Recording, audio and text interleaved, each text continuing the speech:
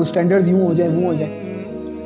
مرد کے لیے یہ والدین کی اجازت لازمی نہیں ہے. ہاں یہ بھی نہیں ہے کہ آپ والدین کو ایسے ناراض کر لیں کہ وہ باپ کی ناراضگی میں اللہ کی ناراضگی. اس کے لیے آپ بہتر صورت بنائیں. دیکھیں میں خود فادر ہوں, یہ فادر ہیں, یعنی ہم جانتے ہیں نا سب سے زیادہ امپورٹنٹ ہمارے لیے ہماری اولاد ہے. ہم جتنا مرضی روب جمائیں, یوں ہو جائے گا میرے سر سے گزر کے کرو گے, فلاں کرو گے, میری لاش سے گزر کے کرو گے, لیکن اس سے زیادہ امپورٹنٹ اندر خوف ہوتا ہے کہ کہیں میں اپنی اولاد کو نہ کھوں.